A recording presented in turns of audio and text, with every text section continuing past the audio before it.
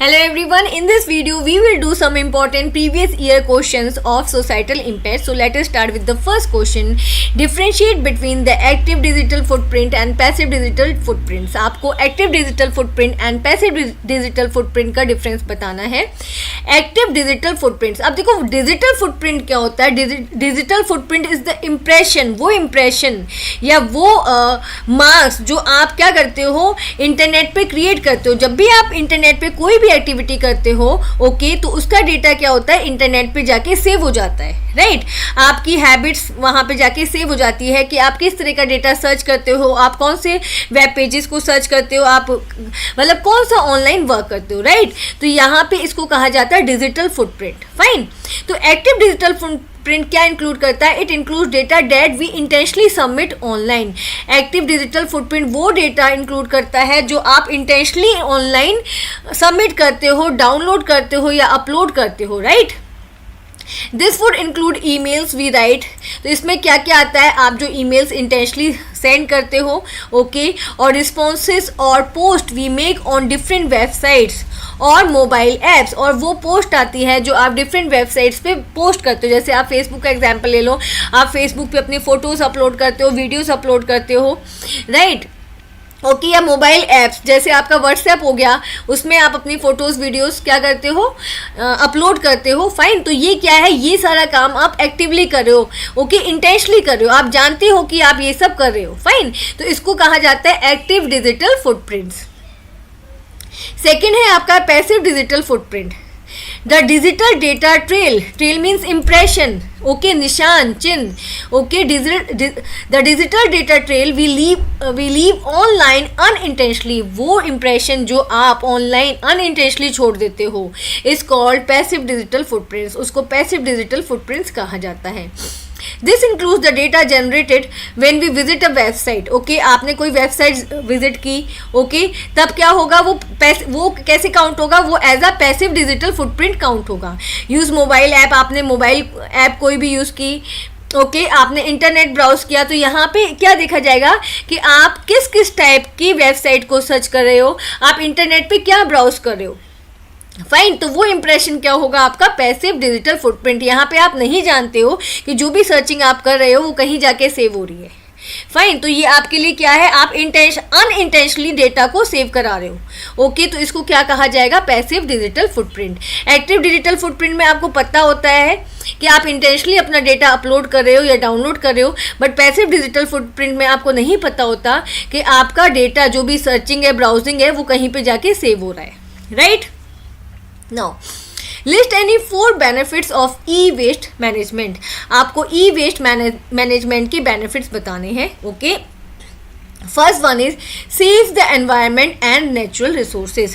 अगर आप ई वेस्ट का मैनेजमेंट कर लेते हो ओके, इलेक्ट्रॉनिक वेस्ट का मैनेजमेंट कर लेते हो तो क्या होगा? ये एनवायरनमेंट को सेव करेगा, नेचुरल रिसोर्सेज को सेव करेगा. जैसे क्या होता है, आपने इलेक्ट्रॉनिक डिवाइसेस को बर्न किया तो क्या होगा? एयर पॉल्यूशन होगा ओके. उनको आपने अगर डंप किया लैंडफिल्स में तो क्या होगा? आपका सॉइल पॉल्यूशन होगा, आपका वाटर पॉल्यूशन होगा ओके. तो यहाँ पे अगर उनका अच्छे से मैनेजमेंट होगा तो आपका एनवायरनमेंट और नेचुरल रिसोर्सेज सेव होंगे. Allow for recovery of precious metals. अब देखो जितने भी इलेक्ट्रॉनिक डिवाइसेस होते हैं उनमें बहुत सारे मेटल्स का यूज़ किया जाता है जो काफ़ी प्रीशियस भी होते हैं, राइट ओके. तो आप क्या कर सकते हो? अगर आप अच्छे से मैनेजमेंट करो ई वेस्ट का तो आप उसमें से प्रीशियस मेटल्स को निकाल सकते हो और उन मेटल्स का आप फर्दर यूज़ भी कर सकते हो okay. Protect public health and water quality okay. जब आप इलेक्ट्रॉनिक वेस्ट का मैनेजमेंट करोगे तो ऑब्वियसली यहाँ पे आप प्रोटेक्ट कर रहे हो पब्लिक हेल्थ को, लोगों की हेल्थ को और वाटर की क्वालिटी को. आप अगर उनको लैंडफिल्स में डंप कर दोगे तो क्या होगा? वो जो जितना भी इंटरनल वाटर होगा, राइट, ग्राउंड का वाटर होगा, उसमें जाके मिक्स हो जाएंगे उसके पार्टिकल्स और वो क्या होगा? उसको पॉल्यूट कर देगा, राइट. बट अगर आप अच्छे से मैनेज कर रहे हो तो यहाँ पे क्या होगा? आप वाटर की क्वालिटी को प्रोटेक्ट कर सकते हो okay. Saves landfill space, right. Landfill क्या होता है? एक एरिया होता है जहाँ पे आप large amount of waste material bury करते हो, मतलब उसके अंदर आप दबा देते हो. तो अगर आप ई वेस्ट को अच्छे से मैनेज कर रहे हो तो यहाँ पे आपको लैंडफिल स्पेस बचा रहे हो आप अपना, ठीक है. आपको सारा इलेक्ट्रॉनिक वेस्ट लैंडफिल के अंदर नहीं डालना पड़ेगा. Fine. Mention any 4 net etiquettes, जब आप इंटरनेट यूज़ करते हो तो आपको कौन से एटिकेट्स फॉलो करने चाहिए, ठीक है। इसमें आपको 4 नेट एटिकेट्स बताने हैं। नो कॉपीराइट वायलेशन, आपको कॉपीराइट वायलेशन नहीं करना चाहिए, किसी भी कॉपीराइटेड मटेरियल को आपको इस्तेमाल नहीं करना चाहिए, उसको खुद का मटेरियल बना के आपको फर्दर यूज़ नहीं करना चाहिए, right. Share the expertise with others on the internet, अगर आपके पास कोई एक्सपर्टीज़ है, कोई स्किल है, नॉलेज है, आपको इंटरनेट पर वो सबके साथ शेयर करनी चाहिए। ओके। अवॉइड साइबर बुलिंग, आपको साइबर बुलिंग अवॉइड करनी चाहिए। साइबर बुलिंग क्या होता है? इंटरनेट का यूज़ करके, टेक्नोलॉजी का यूज़ करके दूसरों को हैरेस करना, थ्रेटन करना, एम्बेरस करना, राइट। तो ये आपको नहीं करना चाहिए। Respect others privacy and diversity, दूसरों की प्राइवेसी और डाइवर्सिटी का आपको रिस्पेक्ट करना चाहिए। ओके। आपको किसी के जेंडर पे या क्लास पे या रिलीजन पे नहीं जाना चाहिए while you are using the internet. Okay. No, Priyanka is using her internet connection to book a flight ticket. Okay, Priyanka क्या कर रही है? इंटरनेट कनेक्शन यूज कर रही है फ्लाइट टिकट बुक करने के लिए। This is the classic example of leaving a trail. Trail क्या होता है? चिन्ह, निशान of web activities carried by her. Okay, तो यहाँ पे क्या है? ये एग्जाम्पल है क्या? इंटरनेट पर निशान छोड़ने का, अपनी वेब एक्टिविटीज से ट्रेल छोड़ने का। Okay, what do we call this type of activity? इस टाइप की एक्टिविटी को क्या कहा जाएगा? What is the risk involve by such kind of activities, और इस तरीके की एक्टिविटी में कौन से रिस्क इन्वॉल्व हैं, राइट, कौन से रिस्क आ सकते हैं। ओके, तो इन शॉर्ट क्या है? प्रियंका ने इंटरनेट की हेल्प से फ्लाइट टिकट बुक कराई है, तो यहाँ पे उसने क्या किया है? एक डिजिटल फुटप्रिंट क्रिएट किया है, पैसिव डिजिटल फुटप्रिंट। ओके, अब यहाँ पे आपको बताना है कि ये क्या है, ये एक्टिविटी को क्या कहा जाता है और इस एक्टिविटी को करने में क्या रिस्क इन्वॉल्व है, ठीक है। तो we call this type of activity as digital footprint, ठीक है, इसको डिजिटल फुटप्रिंट कहा जाता है। अब रिस्क इन्वॉल्व क्या है? It includes websites we visit, emails we send. अब यहाँ पे डिजिटल फुटप्रिंट क्या इंक्लूड कर रही है कि जो भी वेबसाइट आप विजिट कर रहे हो और जो भी ईमेल्स आप सेंड कर रहे हो, and any information we submit online. अब और जो भी इन्फॉर्मेशन आप ऑनलाइन सबमिट कर रहे हो along with the computers IP address, अपने कंप्यूटर की आईपी एड्रेस के साथ, लोकेशन के साथ और अदर डिवाइस स्पेसिफिक डिटेल्स, और अपने डिवाइस की और भी डिटेल्स आप दे रहे हो। Such data could be use for targeted advertisement. अब इस डेटा का यूज़ एडवर्टाइजर्स कर सकते हैं और could also be miss use और एक्सप्लॉइटेड, और दूसरे लोग भी कर सकते हैं। फाइन, अगर आपकी लोकेशन पता चल रही है, आपका आईपी एड्रेस पता चल रहा है आपके डिवाइस का, और आपकी स्पेसिफिक डिटेल्स पता चल रही हैं, तो यहाँ पे क्या है? यहाँ पे देखो, एक तो टारगेटेड एडवर्टाइजमेंट क्या है? जिस टाइप की आप वर्क कर रहे हो इंटरनेट पे। ओके, जैसे यहाँ पे क्या है? यहाँ पे जो प्रियंका है वो फ्लाइट का टिकट बुक करा रही है, तो उसके पास आ सकते हैं डिफरेंट कंपनीज का आ सकता है कि हॉलीडेज के लिए आ सकता है, या फ्लाइट टिकट्स कंपनी का आ सकता है। ओके, तो यहाँ पे और कुड ऑल्सो भी मिस यूज, और यहाँ पे क्या है? उसकी जो आईपी एड्रेस है कंप्यूटर का वो भी मिस यूज हो सकता है, उसकी लोकेशन ट्रैक की जा सकती है। तो यहाँ पे बहुत सारे रिस्क हैं जो इन्वॉल्व हैं। Fine, no, list any 2 health hazards related to excessive use of technology. जब आप टेक्नोलॉजी यूज करते हो तो उसमें कौन से हेल्थ हजार्ड्स, मतलब कौन से आपकी हेल्थ को कौन कौन से नुकसान हो सकते हैं। Okay, the continuous use of devices like smartphone, computer, desktop, laptop, headphones etcetera cause a lot of health hazards if not address. तो यहाँ पे जब आप टेक्नोलॉजी यूज़ करते हो, कंप्यूटर, डेस्कटॉप, लैपटॉप, हेडफोन, तो उससे बहुत सारे आपके हेल्थ को नुकसान पहुँच सकते हैं। इसमें से आपको 2 लिखने थे, आई थिंक आप यहाँ पे 4 दिए गए हैं। ओके, आप अगर 2 मार्क्स का क्वेश्चन आता है तो आप 2 लिखो, 3 मार्क्स का आता है 3, एंड 4 मार्क्स का आता है तो 4। ओके, फर्स्ट वन क्या है?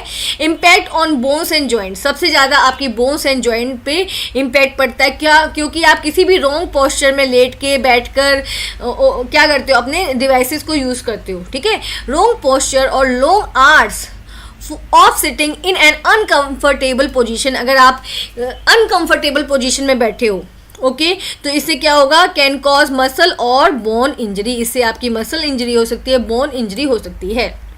राइट तो अगर आप लैपटॉप्स या कोई भी डिवाइस यूज़ करते हो तो आपको ये देखना है आपका पोस्चर बिल्कुल एक्यूरेट होना चाहिए और लॉन्ग आवर्स में ना हो.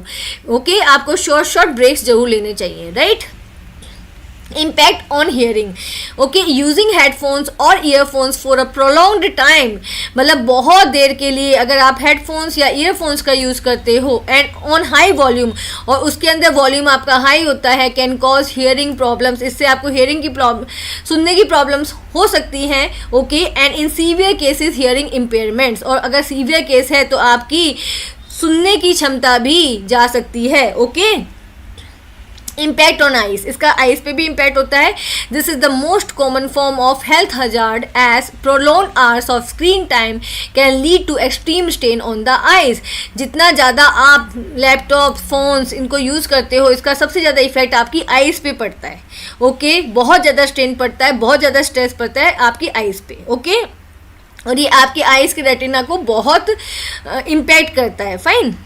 Now sleep problem. Bright light from the computer devices block a hormone called melatonin which help us sleep. Okay तो जो कंप्यूटर की अगर स्क्रीन है उस पर आप जो उसकी जो स्क्रीन पे लाइट है वो बहुत क्या है ब्राइट है, या आपके फ़ोन की लाइट बहुत ब्राइट है, तो उससे क्या होगा ये आपके एक हार्मोन को क्या करता है ब्लॉक करता है. वो हार्मोन का नाम है मेलाटोनिन. जो मेलाटोनिन हार्मोन आपको स्लीप में हेल्प करता है, बट अगर उसके ऊपर प्रभाव पड़ेगा, इफेक्ट पड़ेगा तो क्या होगा आपको स्लीप में प्रॉब्लम आएगी. Okay Thus we can experience sleep disorders leading to short sleep cycles. तो इससे क्या होता है हमारी स्लीप में प्रॉब्लम आती है, स्लीप डिसऑर्डर्स होते हैं और आपकी जो स्लीपिंग साइकिल है वो शॉर्ट स्लीप साइकिल हो जाती है. आप मुश्किल से सो पाते हो और छोटे छोटे टाइम पे आपकी जो नींद है वो ब्रेक होती है. Okay no Seema received an email from her bank stating that there is a problem with her account. Seema को एक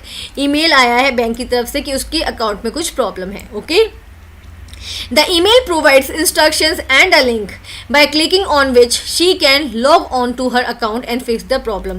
उस ईमेल में क्या है, कुछ इंस्ट्रक्शंस है और एक लिंक दिया हुआ है और सीमा से कहा जा रहा है कि लिंक पर क्लिक करके वो अपनी प्रॉब्लम को फिक्स कर सकती है.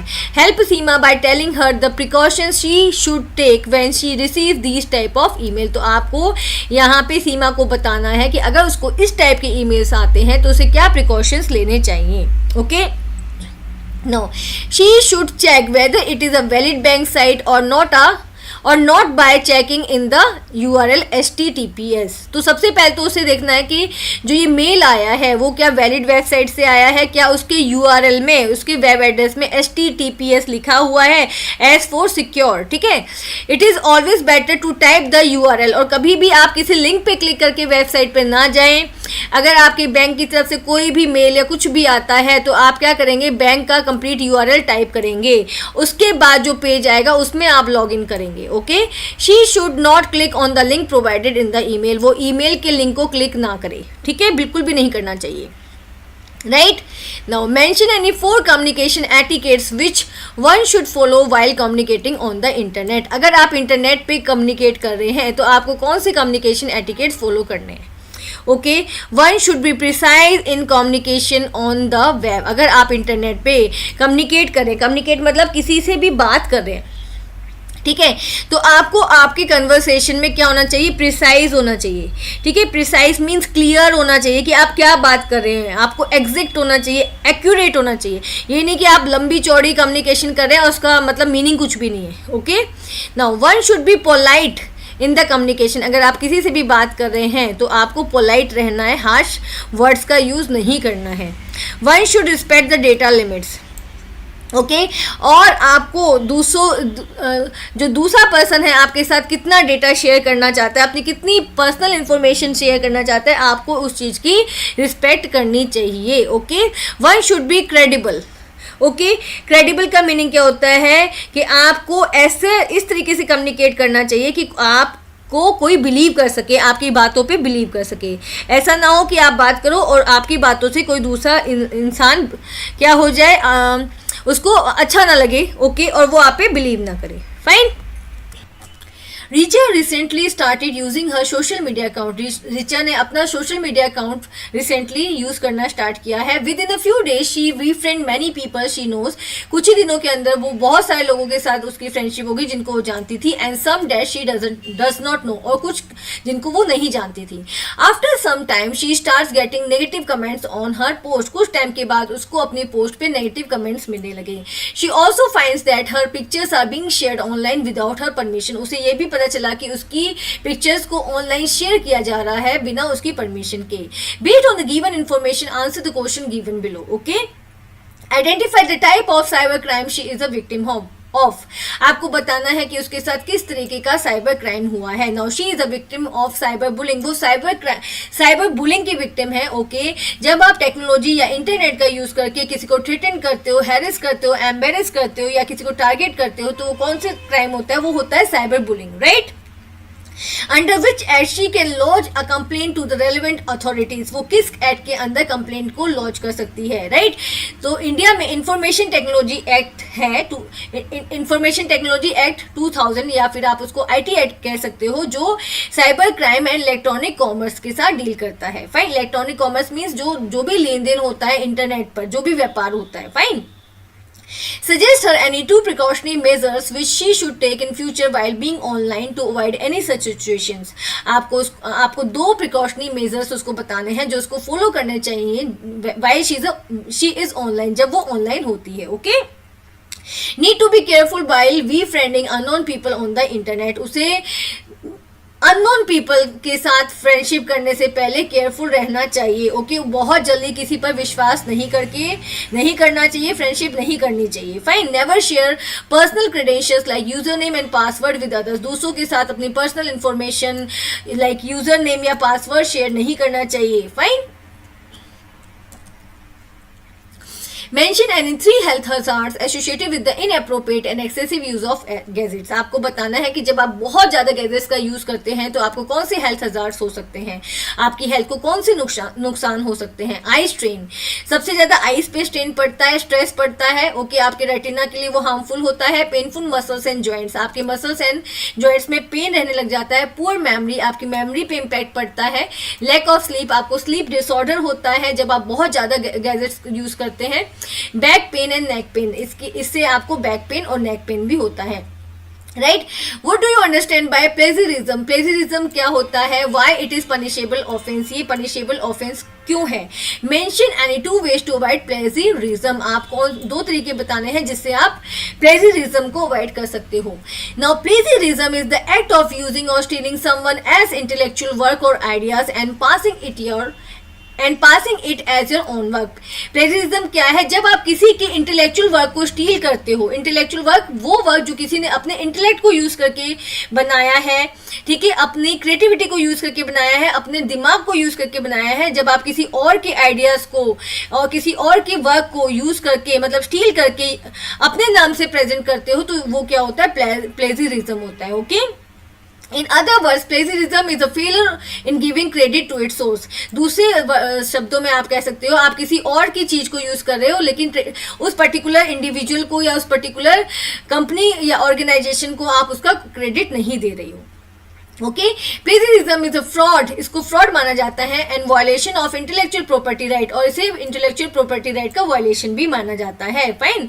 Since IPR holds a legal entity status violating it's honours right is a legally punishable offence, right.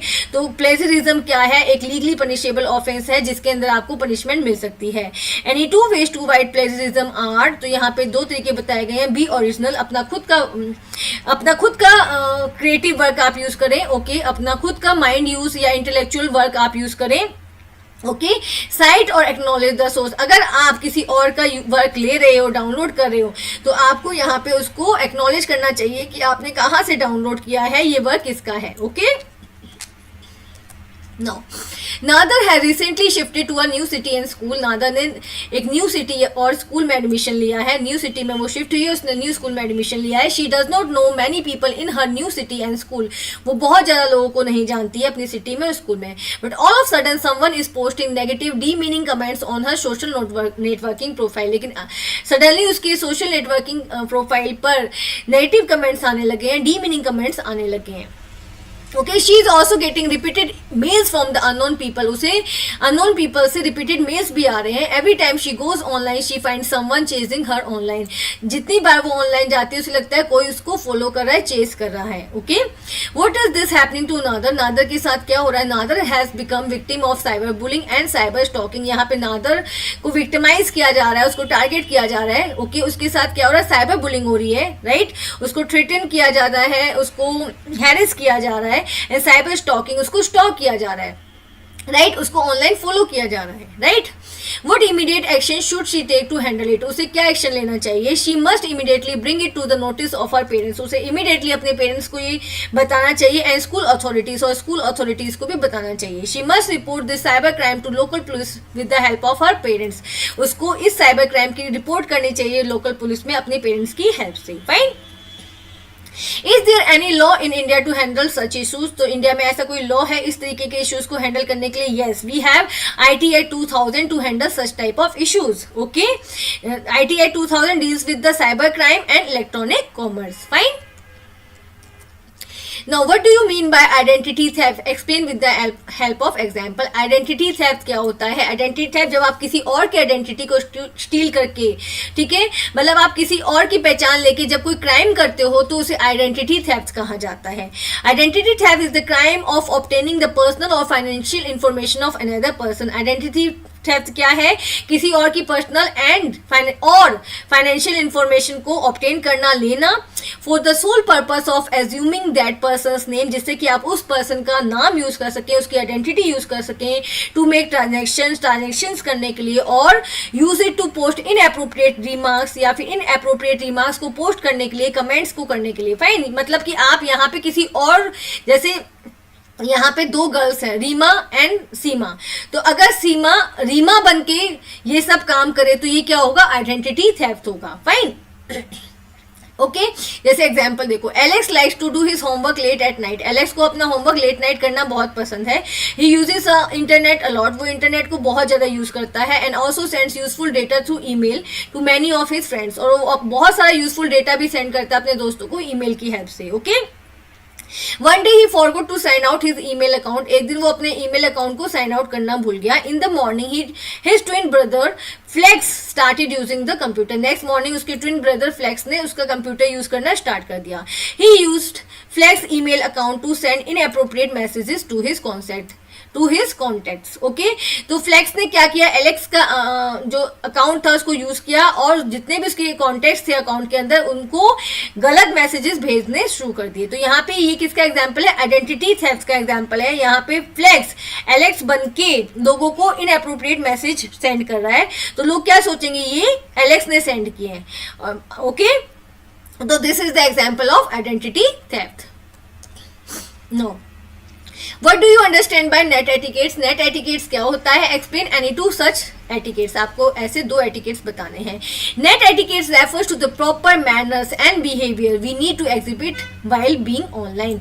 Net etiquettes वो manners हैं, वो behavior हैं जो आपको show करना चाहिए जब आप online होते हैं. Okay? These includes no copyright violation. आपको copyright violation नहीं करना चाहिए. We should not use copyrighted material without the permission of the creator or owner. आपको किसी भी कॉपीराइट मटेरियल का यूज करना नहीं चाहिए अगर विदाउट परमिशन, बिना परमिशन के उस कॉपीराइटेड मटेरियल के क्रिएटर या ओनर के. Fine. We should give proper credit to the owners और the creators of open source content when using them. अगर आप जो भी कंटेंट अवेलेबल है, फाइन, उसको ओपन किया गया है so that you can use that content. अगर आप ओपन सोर्स कंटेंट को यूज कर रहे हो, इस सिचुएशन में आप उसको यूज करते टाइम ऑनर्स को, उसके ऑनर को, उसके क्रिएटर को पूरा क्रेडिट दें, उसको एक्नॉलेज करें. फाइन. Avoid cyber bullying. आपको साइबर बुलिंग को अवॉइड करना चाहिए जब आप ऑनलाइन होते हो. अवॉइड एन इंसल्टिंग, डिग्रेडिंग और इंटिमिडेटिंग ऑनलाइन बिहेवियर. आपको इंटिमिडेटिंग क्या होता है, थ्रेटनिंग, मतलब आपको ना तो किसी को थ्रेटन करना चाहिए, ना ही किसी की इंसल्ट करनी चाहिए. Okay, like repeated posting of rumours. आपको र्यूमर्स को पोस्ट नहीं करना चाहिए. गिविंग थ्रेट्स ऑनलाइन थ्रेट्स नहीं देनी चाहिए. Posting the victims personal information. किसी दूसरे पर्सन की पर्सनल इंफॉर्मेशन ऑनलाइन उसको पोस्ट नहीं करना चाहिए. और कमेंट्स, और ऐसे कमेंट नहीं करने चाहिए जो क्या करते हैं, aimed to publicly ridicule a victim, जो किसी भी पर्सन का मजाक घबराएं, ऐसे कमेंट्स आपको नहीं करने चाहिए. Okay, now Imagine a scenario where an individual Alex is concerned about his online privacy. यहाँ पे एक पर्सन है जो अपनी ऑनलाइन प्राइवेसी के लिए कंसर्न है. Alex has a social media presence and frequently post update photos, comments on various platform.